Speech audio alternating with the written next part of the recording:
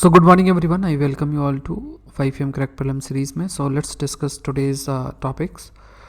First statement is consider the following statement about supersonic missile assisted torpedo system SMAT जिसे हम कहते हैं.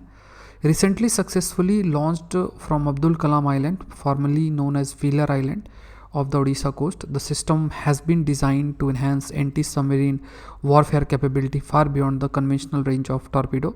The system is launched from HAL Dhruv. तो यहाँ पे अगर देखा जाए this is question is related with supersonic शब्द का मतलब होता है more than the speed of sound. तो supersonic missile assisted torpedo system SMAT short में इसे हम कहते हैं. सो जो ये है the system is launched from ground mobile launcher. तो यहाँ पे ये लिखा है HAL ध्रुव से इसको लॉन्च किया गया. तो इट हैज़ बीन लॉन्च्ड मतलब जो एक आप ये कह सकते हैं कि ग्राउंड में मूव कर सकता है ऐसे ग्राउंड मोबाइल लॉन्चर से इसको लॉन्च किया गया है. स्पेशली डिज़ाइन ट्रक टाइप होते हैं वहाँ से इसको लॉन्च किया गया. तो the system is launched from ground mobile launcher Hindustan aeronautic limited. तो ये आपको ध्यान में रखना है. HAL ध्रुव से इसको specifically it has not been launched. दूसरा ये recently successfully launch Abdul Kalam island formerly known as Wheeler island यहाँ से किया गया है. This is correct. The system has been designed anti submarine जो कि समुद्र के अंदर मूव कर सकती हैं. तो अगर एनिमी कंट्री से सबमरीन आती है तो उसको डिस्ट्रॉय करने के लिए इसका इस्तेमाल किया जा सकता है. सो ये है. तो beyond conventional range of torpedo का जो रेंज है उसके बियॉन्ड इसको इस्तेमाल किया जा सकता है. तो statement first and second are correct answer है 1 and 2. So this session is presented by me. My name is Saurabh Pandey. तो ये अगर आप देख सकते हैं बिजनेस लाइन की ये न्यूज़ है. नेक्स्ट देखते हैं consider the following statement about United Nation convention on law of the sea. The United Nation Convention on Law of the Sea is an international treaty which was adopted and signed in 1952 in Washington, D.C. It replaced the 4 Geneva Convention of April 1958, which respectively concerned the territorial sea and contiguous zone, the continental shelf, the high sea, the fishing and conservation of living resources on the high sea. The International Tribunal for the Law of the Sea headquartered in Geneva, Switzerland. इसका मतलब जो international tribunal है law of the see that is इसका जो headquarter हो Geneva Switzerland में. तो ये PIB की न्यूज़ है. अब यहाँ पे देखोगे if you see this question यहाँ पे क्या United Nation convention law of the sea is an international treaty which was adopted and signed in 1982. It's not 1952. 1982. जैसे अगर जो समुद्र है समुद्र में किसका जुरिडिक्शन कहाँ तक है. जैसे अगर बे ऑफ बंगाल है तो हमारा जो कॉन्टिनेंटल सेल्फ है या इंडिया की बात करें तो इंडिया का जुरिडिक्शन इंडियन ओशन रीजन में कहाँ तक है. किस कंट्री का जुरिडिक्शन कहाँ तक होता है समुद्र के अंदर. तो that is basically decided by under this treaty. We call it as United Nation convention law of the sea. तो ये 1982 में आई थी. दूसरा है कि international tribunal for law of the sea इसका जो हेडक्वार्टर है that is not in Geneva. It's in Hamburg. It is in Hamburg Germany में लोकेटेड है. तो ये जो स्टेटमेंट है ये भी गलत है. This statement is correct. जो पहले 4 जिनीवा कन्वेंशन थे अब उसकी जगह आपका एक लॉ है अब जिसमें जैसे 200 नॉटिकल माइल की एक्सक्लूसिव इकोनॉमिक जोन एरिया क्या है, कंटिग्यूस एरिया क्या है, टेरिटोरियल वाटर क्या है. तो इसको स्पेसिफिकली जो है वो डिफाइन किया गया. कॉन्टिनेंटल सेल्फ से कहाँ तक मेजरमेंट किया जाएगा. जहाँ कॉन्टिनेंटल सेल्फ नहीं है वो कैसे मेज़र किया जाएगा. तो सब कुछ आपका United Nation convention law of the sea के अंदर है. तो आंसर यहाँ पे that is B. Next question है main factor driving the rapid rise of Q commerce की बात करें तो क्यू कॉमर्स की बात करें इसे क्विक कॉमर्स भी कहते हैं. sometime used interchangeably with on demand delivery and e-grocery is e-commerce in a new faster form. It combines the merits of traditional e-commerce with the innovation in the last mile connectivity. तो quick commerce वैसे जैसे तुरंत कुछ ज़रूरत है तो वो मंगाया जा सकता है ऑनलाइन के माध्यम से. The premise is largely the same with the speed of delivery being the main difference. Delivery is not a day but minutes, 30 or less. तो इसे क्यू कॉमर्स भी कहा जाता है. जैसे मिल्क है और ग्रोसरी की कई चीज़ें हैं तो उसको तुरंत चाहिए. ऐसा नहीं कि अभी ऑर्डर किया और 4 दिन बाद आ रहा है. तो ये जो क्यू कॉमर्स है मेन फैक्टर्स जो क्यू कॉमर्स को ड्राइव कर रहे हैं वो कौन कौन से हैं. सो ये बिजी लाइफस्टाइल भी है, अर्बनाइजेशन भी है, स्मॉलर हाउस होल्ड भी है, कोविड-19 पैंडमिक भी है, एजिंग पॉपुलेशन भी है। तो ये सारे फैक्टर्स हैं, ये आपको याद रखना है कि what basically is Q commerce और कौन कौन से जो फैक्टर्स हैं which are responsible for the Q commerce. अभी busy lifestyle, urbanisation, small household, कोविड-19 पैंडमिक, एजिंग पॉपुलेशन, हर एक फैक्टर इसके लिए जिम्मेदार। तो ये भी न्यूज़ आपकी इसमें आई थी। नेक्स्ट देखते हैं, consider the following statement about Robocon 2022 robot competition. It is organized by Asia Pacific Broadcasting Union and hosted by different member countries every year. Doordarshan will be hosting the international final of Robocon 2022 in August 2022 in New Delhi. Robocon 2021 was hosted by Malaysia. तो यहाँ पे आपको again you have to tell the correct. तो ये correct answer यहाँ भी Hindustan times की news है। तो इसका देखते हैं, यहाँ पे अगर देखा जाए रोबोकॉन 2022 के बारे में, रोबोट कॉम्पिटिशन है। Robocon 2022 was hosted by China. ये आपका चाइना के द्वारा होस्ट किया गया। तो यहाँ लिखा है कि मलेशिया के द्वारा होस्ट किया, तो ये गलत है। Asia Pacific Broadcasting union robot contest was started in 2002। It was started in 2002 में ये स्टार्ट हुआ था।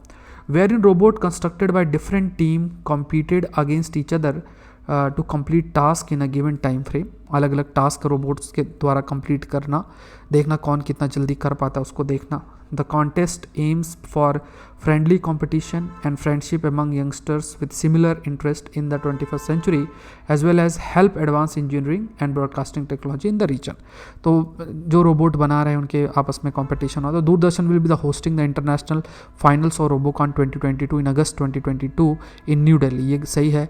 ऑर्गेनाइज किसके द्वारा किया जाता है? एशिया पैसिफिक ब्रॉडकास्टिंग यूनियन के द्वारा, और ये डिफरेंट कंट्रीज़ के द्वारा होस्ट आपका किया जाता है। स्टार्ट आपका 2002 के अंदर हुआ। तो ये दोनों स्टेटमेंट सही यहाँ पे आंसर है, दैट इज़ 1 and 2। नेक्स्ट देखते हैं अबाउट द लोकपाल। ये भी अभी न्यूज़ में था, सो ये भी आप देख सकते हो न्यूज़ में था। तो Lokpal was established under the Lokpal and Lokayukta act 2013। Retired supreme court जज Pinaki Chandra Ghosh is appointed as the first Lokpal of India by committee consisting of Prime Minister, Chief Justice of India and Leader of Opposition. The age of Lokpal chairperson or member on the date of assuming office as the chairman or the member should not be less than 60 years। यहाँ पे again you have to tell the correct answer। तो ये technical question आपके लिए बन जाता है। So retired Supreme Court Judge Pinaki Chandra Ghosh is appointed as the first Lokpal of India by committee consisting of Prime Minister, Chief Justice of India and Lok Sabha speaker. तो यहाँ पे लिखा leader of opposition, it's Lok Sabha speaker, ये आपको ध्यान में रखना है, लोकसभा स्पीकर। तो this is again incorrect. The age of Lokpal chairperson और member on the date of assuming office as the chairperson और a member should not be less than 45। यहाँ पे लिखा 60 years, it's not 60 years, it's not should not be less than 45, 45 साल से कम नहीं होना चाहिए। A Lokpal is an anti corruption authority और a body of ombudsman who represents the public interest in the Republic of India. Lokpal has jurisdiction over central government to inquire into allegation of corruption against its public functionaries and for matters connected to corruption से related जो matter उनको देखना। Lokpal Lokayukta Act was passed in 2003 with 2013 with amendments in Parliament following Jan Lokpal movement by Anna Hazare in 2011। तो यहाँ पे ये जो statement है, दिस स्टेटमेंट इज करेक्ट। अगर if you talk about Lokpal, तो इट कंसिस्ट ऑफ चेयरपर्सन, इस पे चेयरपर्सन है, 8 members, half of whom are judicial member who are or have been a जज of supreme court or a chief justice of a high court and other half no judicial member. तो यहाँ पे आधे judicial members और आधे non judicial member है, इसको ध्यान में रखना है। सो टोटल जो मेंबर्स हैं चेयरपर्सन एंड 8 मेंबर्स, जिसमें half judicial and half non judicial members है। तो this statement is right answer है, दैट इज 1 ओनली। नेक्स्ट देखते हैं, consider the following statement about Greenfield Airport. Greenfield Airport is a term used to identify the new airport built from scratch in a new location. Such airports are constructed to support the project requirement of the traffic of the existing airport. The word Greenfield originates from software engineering. It means a project that does not have any constraint imposed by prior work. तो यहाँ पे ये news भी अगर आप देखोगे PIB की news है, मिनिस्टर ऑफ सिविल एविएशन की, तो ये तीनों स्टेटमेंट्स आपके करेक्ट है। ग्रीनफील्ड एयरपोर्ट की बात करता है, तो यहाँ पे न्यू एयरपोर्ट जो एकदम, जहाँ पहले कोई एयरपोर्ट था ही नहीं, एकदम जीरो से एयरपोर्ट आपका बनाया जा रहा है। उसके बाद यहाँ पे अगेन कंस्ट्रक्ट किया जाता है to support the projected requirement of the traffic of the existing airport.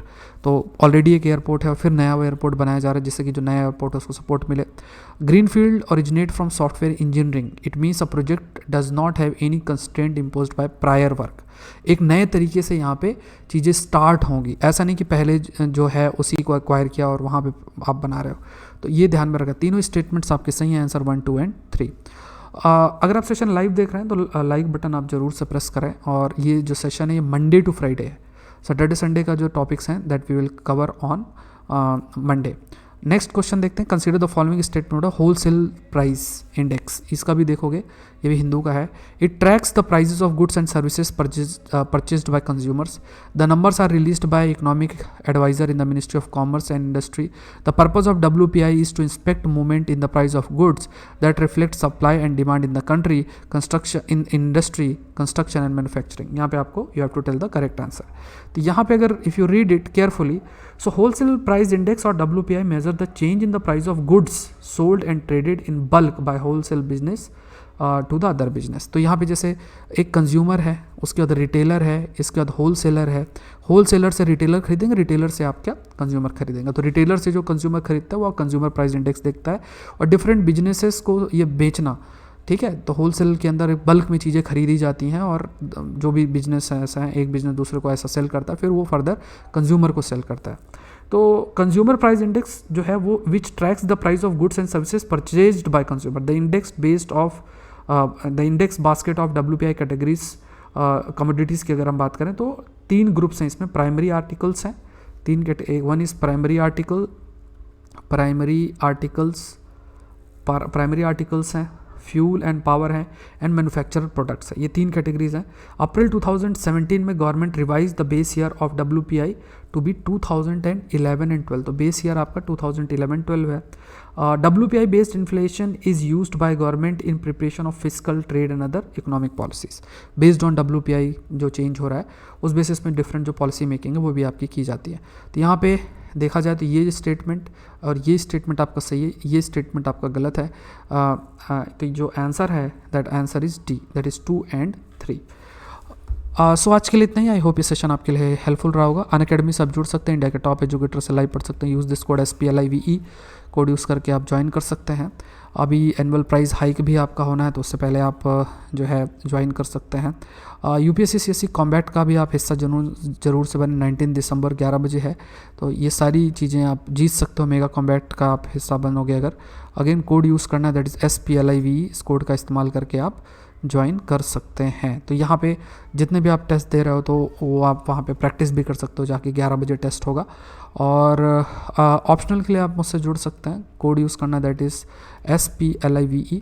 जो रिकॉर्डेड क्लासेस हैं एग्रीकल्चर ऑप्शनल की वो आप एक्सेस कर सकते हैं, और दूसरे ऑप्शनल्स की लाइव क्लासेस भी आप कर सकते हैं। तो जब आप अनअकैडमी से जुड़ते हैं तो आप सारे एजुकेटर्स के सारे कोर्सेस आप एक्सेस कर सकते हैं पूरे साल। यहाँ पे ऐसा नहीं कि एक एजुकेटर के साथ आप जुड़ रहे हैं या एक कोर्स आप कर रहे हैं, सारे कोर्सेस सारे एजुकेटर्स को आप एक्सेस कर सकते हैं। बैच कोर्सेस आपके, नए बैच कोर्सेस आपके लॉन्च हुए हैं तो इनको भी आप एक्सेस कर सकते हैं। ये आपके नए प्राइजेज़ हैं तो आप ये देख सकते हैं। सो आज के लिए इतना ही। आई होप ये सेशन आपके लिए हेल्पफुल रहा होगा। Thank you everyone and let's cricket.